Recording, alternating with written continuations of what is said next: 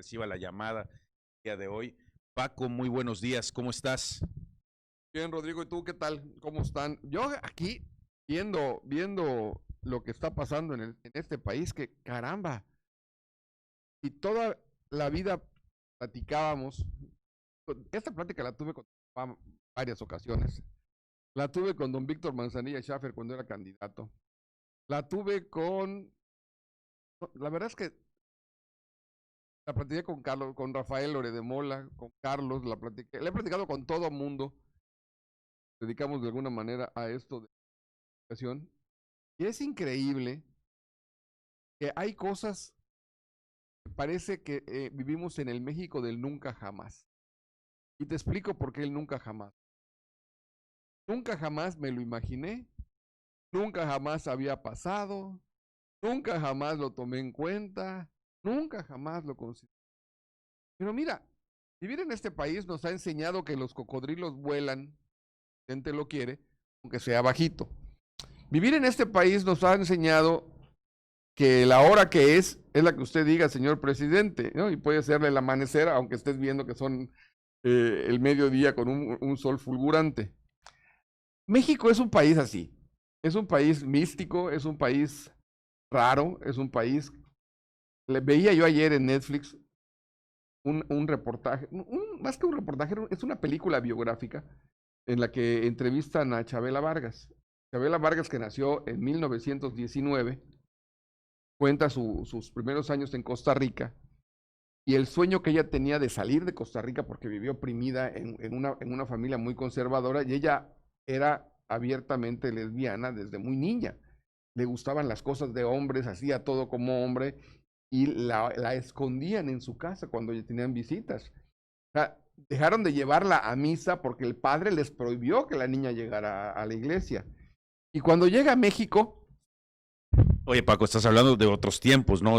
Eso, pues, hoy no podemos pensar que pudo haber pasado, o más que nosotros sí, pero mis hijos o tus hijos, estoy seguro que no pueden pensar que había un México así. pero lo que pasa, Rodrigo, es que ese México, si bien es cierto que ya no es tan así y ha cambiado, la profundidad de los sentimientos sigue siendo básicamente los mismos. Y cuenta Chabela Vargas de que la primera vez que se para a actuar, de que va a salir a un escenario, lo hace vestida de mujer. Y ves las fotografías de una mujer guapa, nunca fue una mujer bonita, pero era una mujer guapa, con unos dientes de mazorca preciosos, un cabello largo, unas cejas de azotador perfectamente depiladas, ¿no? Y unas facciones duras y al mismo tiempo suavizadas por el maquillaje. Se veía muy atractiva. Cuando sale por primera vez al escenario, dice, esos escalones me van a tirar. Y sale vestida de mujer, como te la describo, y se cae. Y la tiran los escalones porque andaba en tacones y no sabía manejar tacones. Y ella dice, y en México todo se permite, más si eres artista. Y ahí es donde armo la dualidad. Todo se permite si eres artista o presidente de la República. Todo se permite. Y en esta dualidad del todo se permite, yo veo lo que pasa hoy en esa tragicomedia que se llama Caso Lozoya. Y mucha gente te podrá decir, no, lo que pasa es que tú estás a favor de la corrupción y que tú eres afecto al PRIAN y que tú perdiste algún beneficio y por eso estás en contra. Y la realidad es que, Rodrigo, lo que no está bien, no está bien de ninguna manera. Y no importa quién lo haga, está mal de todos modos. Y estás viendo que el caso Lozoya es solamente un ariete político utilizado por el presidente de la República para hacernos creer que su gobierno está muy bien cuando todo mundo vemos que no es así, que está muy mal. Y está muy mal no solamente porque Petróleos Mexicanos está a punto de terminar en la ruina y que ellos insisten e insisten en querer que Petróleos Mexicanos sea algo diferente a lo que realmente es. Y te voy a explicar algo que va a pasar en noviembre.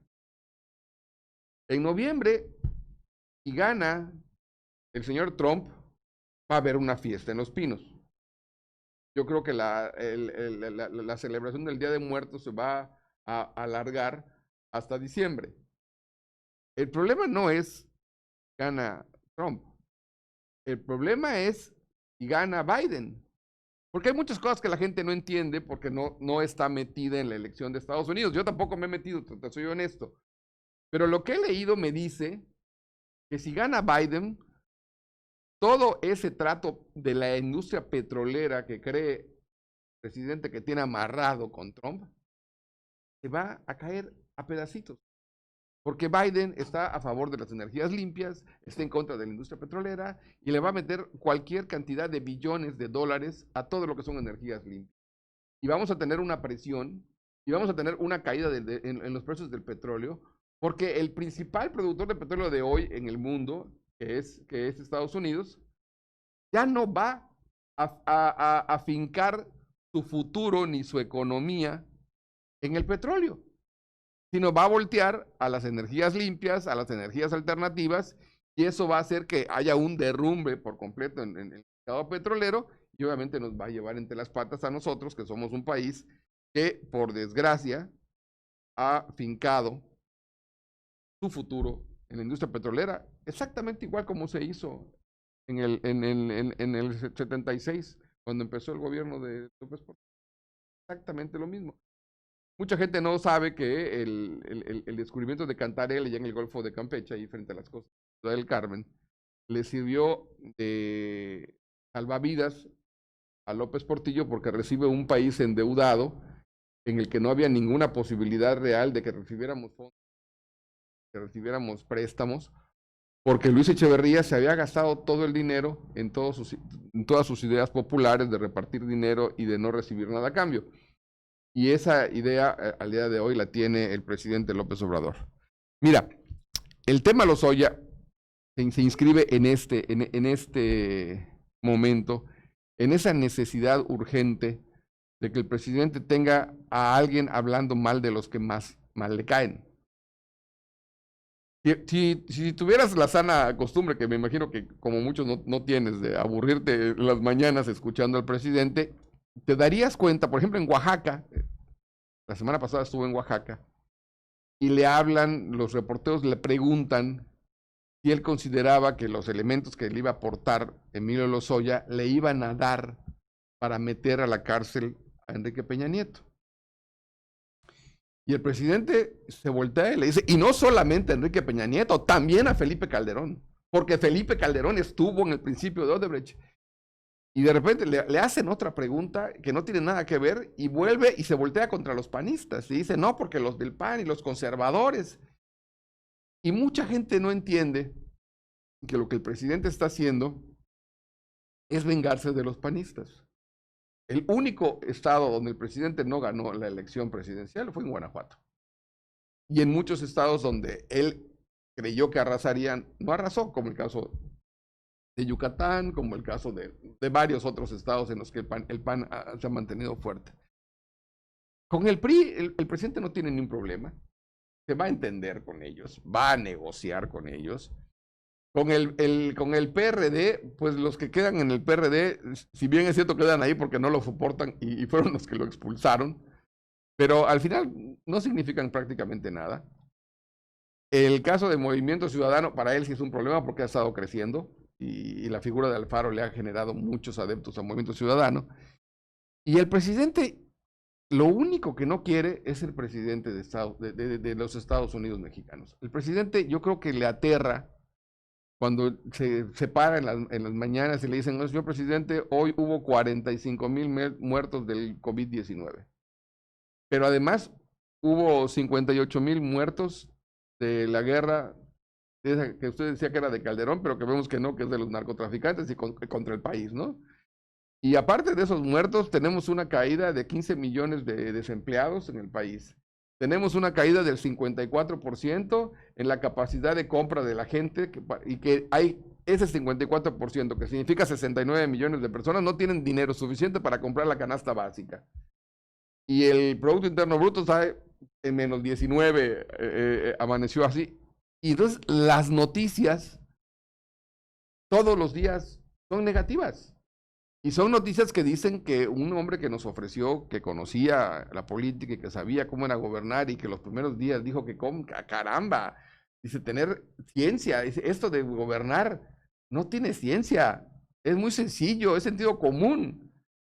Y estamos viendo que el hombre que empezó ofreciendo un crecimiento del 6% en el Producto Interno Bruto, hoy habla de que ya no lo va a utilizar como instrumento de medición, pues porque no le conviene. Yo termino la charla, Rodrigo, contigo, que siempre me da mucho gusto tenerla, diciéndote dos cosas. La primera, Emilio Lozoya no va a pisar cárcel.